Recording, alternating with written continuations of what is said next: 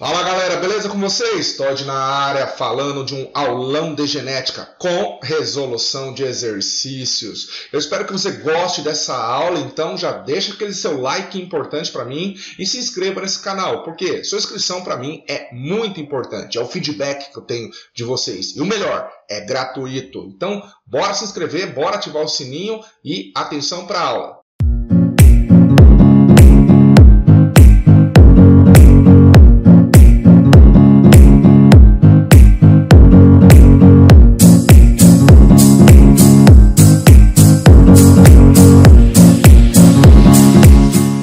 O nosso primeiro tópico aqui vai falar sobre cromossomo, cromatina, DNA, genes e assim por diante. Então nós temos algumas definições a se fazer, alguns conceitos a falar. Cromossomo. Primeira coisa, cromossomo, essa imagem você está vendo aqui, certo ou não? Sim, né? Cromossomo, ele é uma condensação máxima do material genético. É uma compactação máxima do material genético, a fim de protegê-lo durante um processo conhecido por divisão celular. Esse cromossomo ele é um cromossomo duplicado, pois ele já passou por uma etapa de duplicação do DNA. Ele apresenta duas cromátides conectadas numa região acinturada, conhecida por centrômero. E em cada cromátide tem uma molécula de DNA de fita dupla. Então vejam bem, esse cromossomo ele mostra um cromossomo, duas cromátides e duas moléculas de DNA, ok? Fazendo um zoom numa região aí do cromossomo, nós temos o DNA. DNA com histonas se compacta formando o cromossomo. Agora, o material genético descompactado, descondensado, é conhecido por cromatina. Isso. Aqui alguns conceitos importantes em relação ao DNA. Muito bem, genes. Genes são pedaços ou segmentos, trechos do DNA que contêm uma informação relevante para formar uma proteína. Muitas vezes. Então, o projeto Genoma Humano visou mapear quais são os genes que fabricam, através das informações, as proteínas. É claro que existem outras moléculas que vão de fato fazer essa produção, mas indiretamente a informação está no gene encontrado no DNA. E para tristeza dos seres humanos, para tristeza dos cientistas, não foi encontrada a quantidade de genes que eles esperavam. Portanto, 3% do material genético são conhecidos por genes e 97% do material genético não são formados por genes. Ok, então nós temos aí, dentro do gene, regiões que são interessantes, chamadas de exons, e regiões que não são interessantes, chamadas de introns. Exons expressam a proteína, contém informação relevante. Introns têm que ser removidos, eles são intrometidos, beleza? Esse fica aí o macete. Então, os introns vão ser removidos, os exons vão ser unidos para formar o RNA mensageiro que depois vai ser traduzido pelo ribossomo. Bom, nós temos também aqui o nome DNA lixo, onde 3% do material genético é formado por genes e 97% não são genes. Os espaçadores gênicos mais os introns entram aqui nessa categoria. São chamados de DNA lixo. Pelo menos foram chamados assim. Hoje a gente sabe a importância dessa sequência que não forma diretamente proteínas, mas eles podem regular genes. Bom, definições ainda. Genótipo. Genótipo, conjunto de alelos para uma determinada característica. Repetindo, alelos para uma determinada característica. Então, quando eu falo que um indivíduo ele é azão-azinho, eu estou falando do genótipo heterozigoto daquele indivíduo. Já o fenótipo é a manifestação desse gene, a manifestação desses alelos, de tal maneira que isso se expressa numa característica que pode ser visível ou não. Por exemplo, tipo de cabelo. É um fenótipo, porque é visível. Cor de pele, é um fenótipo, é visível. Tipagem sanguínea, A, AB, B e O, apesar de não serem visíveis, a gente consegue mapear isso através de substâncias imunoquímicas, tudo bem? Ok, então nós temos agora os alelos. Alelos são formas de se representar um gene. Esses alelos podem ser dominantes ou recessivos. Homozigotos. Bom, homozigotos são aqueles que apresentam alelos iguais. Por exemplo, azão-azão é um indivíduo homozigoto. Exemplo, azinho-azinho é um indivíduo homozigoto. Os alelos são iguais e se expressam da mesma forma. Já o indivíduo heterozigoto ele vai ter um alelo dominante, representado por letra maiúscula, e um alelo recessivo, representado por letra minúscula. Por exemplo, azão, azinho. Alelo dominante é aquele que se expressa em relação ao outro, ou seja, manifesta-se em relação ao outro. Já o alelo recessivo é aquele que não manifesta-se em relação ao outro. Via de regra, veja bem, o alelo dominante é aquele que produz uma determinada enzima que vai participar do metabolismo e o alelo recessivo não produz aquela enzima. É claro que existem exceções. Heredograma ou árvore genealógica é quando você constrói uma linhagem aí, né, de pai, mãe, filho, avô, avó, neto e assim por diante, e você coloca o genótipo de cada um. As mutações são modificações dos alelos numa taxa menor que 1%, enquanto que polimorfismos são alterações dos alelos que ultrapassam a taxa de 1%. Ok, galera?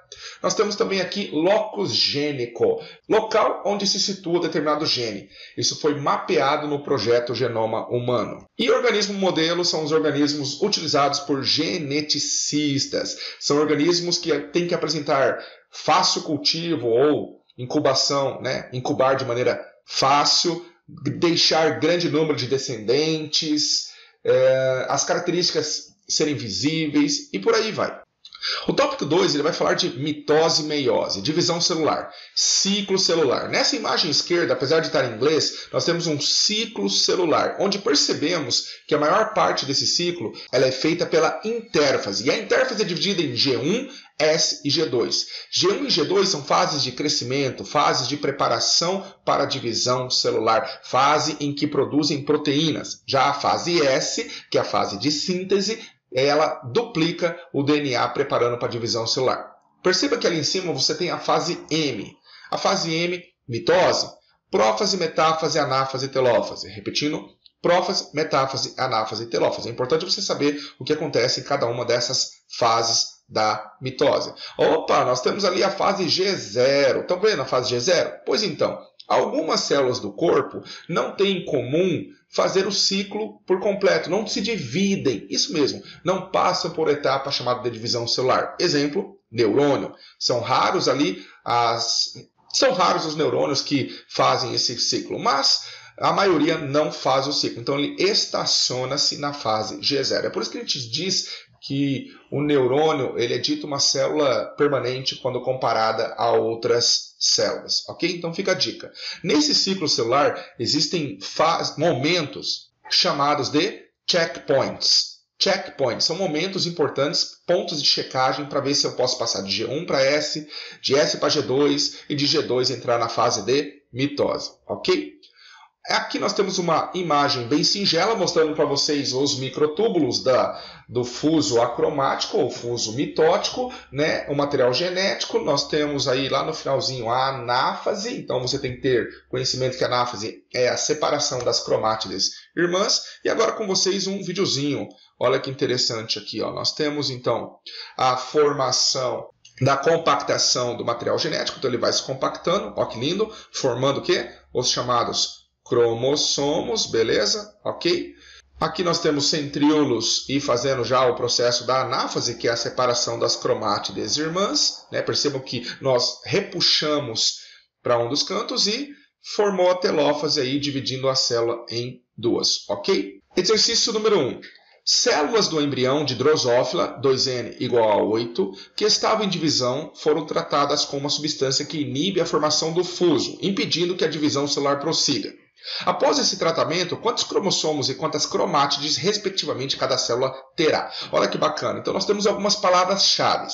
Células de embrião. Opa, não é meiose, e sim mitose. Drosophila, apesar que eu não destaquei no texto, é a mosca da fruta, um organismo modelo. 2N igual a 8, ele apresenta 8 cromossomos que estavam em divisão, foram tratados com uma substância que inibe a formação do fuso. Opa, que substância é essa, galera? Colchicina. E lá ele pergunta assim, ó, quantos cromossomos e quantas cromátides, respectivamente, cada célula terá? Assim como exemplo aqui, eu tenho 4 cromossomos. Então, nesse exemplo, eu tenho 4. Agora, mentalize que fossem 8. 4 cromossomos, sendo que cada cromossomo apresenta 2 cromátides. 2 cromátides, metade de cromossomo. E cada cromátide apresenta molécula de DNA. Bom, se eu tenho nessa imagem 4 cromossomos e cada um com 2 cromátides, eu teria 8 cromátides. Porém, o exercício fala 8 cromossomos. Opa, 8 cromossomos, eu tenho um dobro de cromátides. 16 cromátides estão presentes. Resposta, letra D. Fácil, simples, desde que você entenda o contexto de cromossomo, cromátide e assim por diante. Na meiose, a meiose é um processo reprodutivo relacionado à reprodução. Sim, formação de espermatozoide no homem e formação de óvulo na mulher. Isso, é um processo reducional que vai reduzir de 46 cromossomos para 23 cromossomos. Dentro do testículo existem túbulos seminíferos que fazem a meiose. De uma célula formam 4 células ao final. Galera, mitose não. Mitose vai formar 2 células ao final. Então, a meiose é o processo relacionado à reprodução. Aqui nós temos a meiose 1, reducional, prófase 1. Vejam bem que na prófase 1 ocorrem várias fases. Leptóteno, zigóteno, paquítono, dipóteno, diacinese. O que é importante saber? É importante saber o processo de crossing over, que é a troca de pedaços, e a formação de quiasmas, que são pontos de contato entre cromossomos homólogos. Centríolos migrando para polos opostos, e então nós temos a prófase terminando com a destruição da carioteca.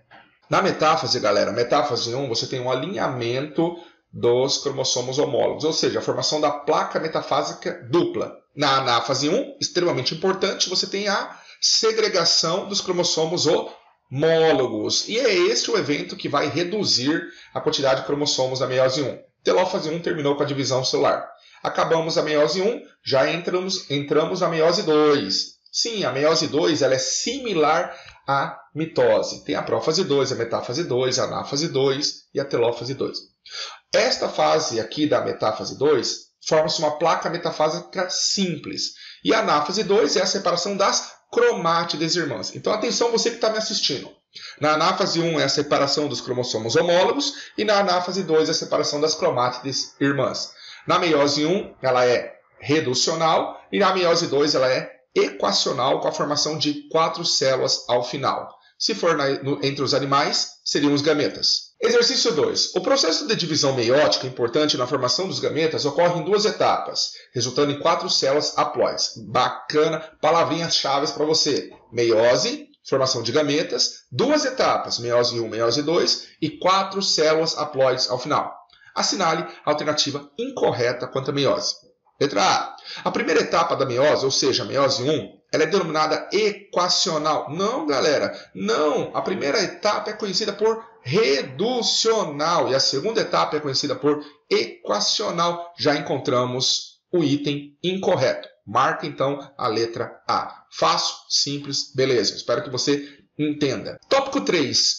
Lei de Mendel. Primeira lei de Mendel, segunda lei de Mendel. Bom, primeira lei de Mendel, o que ele fala? Ele fala da lei da segregação dos fatores mendelianos. Fatores hoje que nós conhecemos por genes. Bom, segunda lei de Mendel, que é a lei da segregação independente desses fatores. Legal, né? Na primeira lei de Mendel, a gente analisa características individualizadas, e Mendel usou as ervilhas para isso. Enquanto que na segunda lei de Mendel, nós analisamos as características conjuntamente. Exemplo, cor da ervilha está relacionada à textura da ervilha? É isso que ele vai ver, então. Exercício 3. Gregor Mendel propôs explicações sobre regras que definem como as características hereditárias são herdadas. É correto afirmar que, neste exercício, eu vou resolver item a item. Letra A. A lei da segregação dos fatores, ou primeira lei, foi formulada depois que Mendel observou o desaparecimento do caráter recessivo em F1 e o seu reaparecimento em F2 na proporção de 1 dominante para 3 recessivos. Pom, errado, galera. O finalzinho está errado. Mas vamos lá. Ele pegou uma ervilha de cor amarela e cruzou com uma ervilha de cor verde, de linhagens puras, linhagem parental, linhagem P. E na F1 ele obteve somente linhagem amarela. Então ele concluiu que a cor amarela é dominante em relação à verde. Desapareceu a característica recessiva. Ele falou, será que eu não vou ter mais descendentes verdes? Então o que ele fez? Retrocruzou a linhagem F1, heterozigota, amarelo com amarelo. E aqui nós temos uma possibilidade do nosso quadrado de Punnett para formar a F2. Então eu montei um quadrado de Punnett, E vamos cruzar então. Azão, azão. Opa! Formação de amarelo. Azão, azinho. Amarelo. Opa, desculpa. Azinho, azinho. Verde. E azão, azinho. Amarelo. Moral da história. São 3 características dominantes, fenotipicamente falando, para uma recessiva. E o seu exercício traz o inverso. Ele diz que é uma dominante para 3 recessivos. Não, errado. Letra B. De acordo com a lei da segregação independente ou segunda lei de Mendel, os fatores para 2 ou mais características segregam-se no híbrido, ou seja, alelos de diferentes segregam da mesma maneira? Não, não segregam da mesma maneira. Segregam independentemente. Olha a palavra, independentemente. Lei da segregação independente dos fatores. Letra B está errada por conta do final do item B dizer que segregam sempre da mesma maneira. Não pode, é uma situação independente. Letra C. A ervilha foi escolhida como material de estudo porque é de fácil cultivo, possui ciclo de vida curto, descendência fértil, facilidade para realizar polinização artificial, identificar as variedades por características distintas. Então, por que ele escolheu a ervilha? Fácil cultivo, linhagem pura, ciclo curto e alto número de descendentes, para que você use a probabilidade e a estatística. A letra C é o item correto. Pode marcar sem medo de errar. Agora, olha a letra D que bacana. Eu acho extremamente complexa. Ao estudar 3 características simultaneamente, Mendel obteve uma distribuição dos tipos de fenótipos em F2 na proporção de 27, 9, 9, 3, 3, 3, 1. E concluiu que as leis que propôs eram válidas apenas para 2 características. Bom, a primeira lei de Mendel a gente sabe que a proporção é 3 para 1. E na segunda lei de Mendel, como é que eu faço? Olha que bacana. Segunda lei de Mendel, eu posso separar em 2 eventos. Azão, azinho versus azão, azinho. Bzão, bezinho versus bzão, bezinho. E nós sabemos que a proporção fenotípica para esses casos é 3 para 1. Agora eu vou juntar para ver quanto que vai dar a proporção na segunda lei de Mendel. 3 para 1 vezes 3 para 1. Perceba que eu coloquei entre parênteses cada situação. Agora eu faço assim, ó. Primeiro com primeiro. Primeiro com segundo. Segundo com primeiro. Segundo com segundo. E eu vou ter que a proporção na segunda lei de Mendel para 2 características é 9 para 3 para 3 para 1. Calma, calma que nós vamos agora para 3 características simultâneas.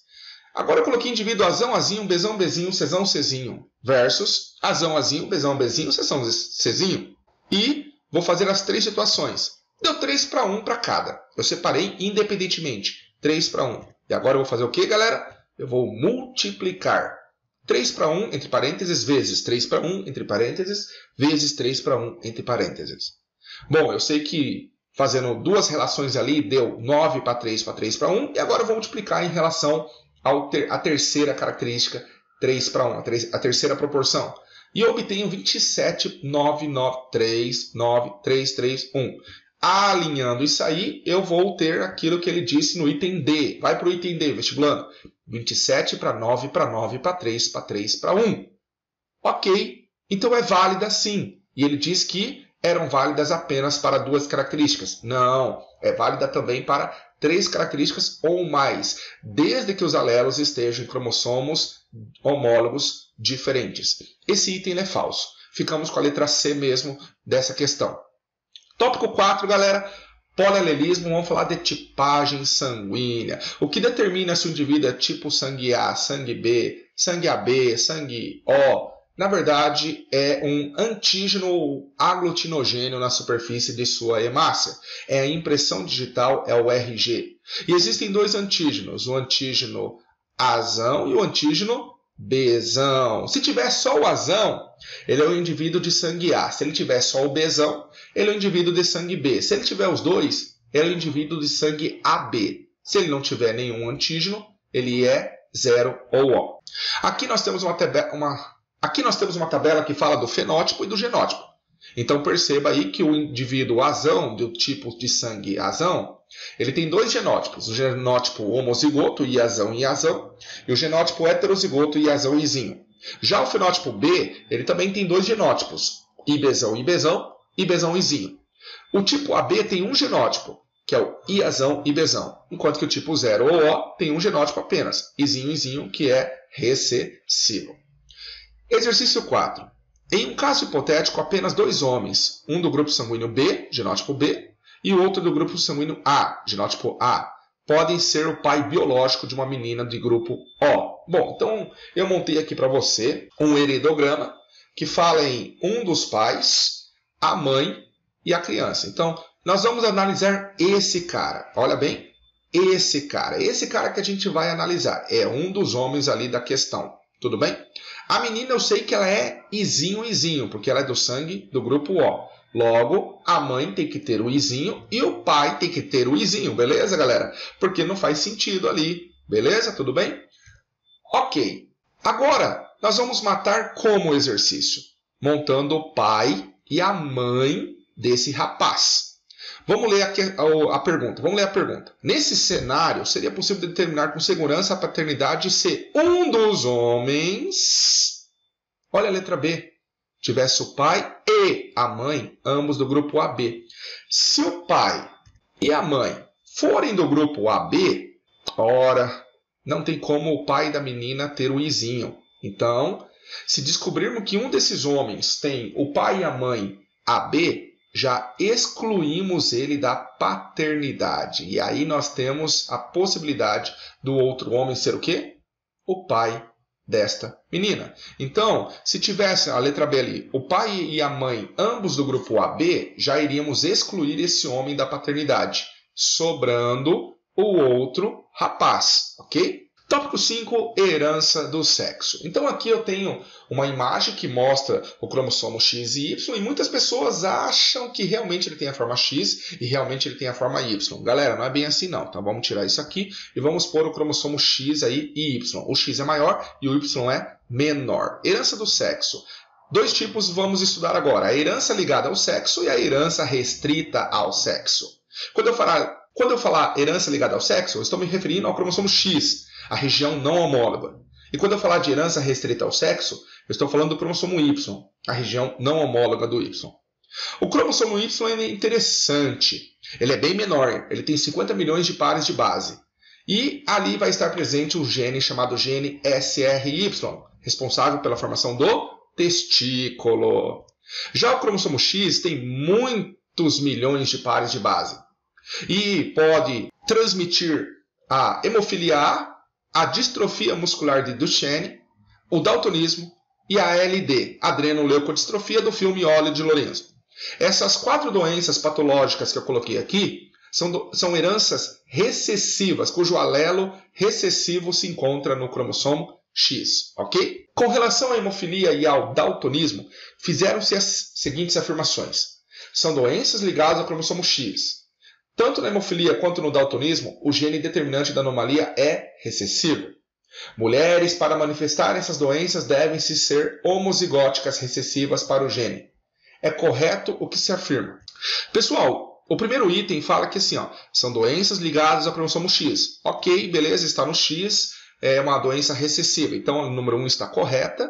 Na 2, ele diz que tanto a hemofilia quanto o daltonismo, o gene determinante da anomalia é recessiva. Opa, é recessivo. Está correto, pode marcar a 1 e a 2. E a 3 fala assim, mulheres para manifestarem essas doenças devem ser homozigóticas recessivas para o gene. Ou seja, tanto daltonismo quanto hemofilia acometem muito mais homens do que mulheres. Porque para a mulher manifestar a doença, obrigatoriamente os 2X dela tem que ter o gene recessivo para manifestar. Então, para a mulher ter a doença, ela tem que ser homozigótica, sim. Recessiva, sim. É correto o que se afirma em letra E. 1, 2 e 3 são itens corretos.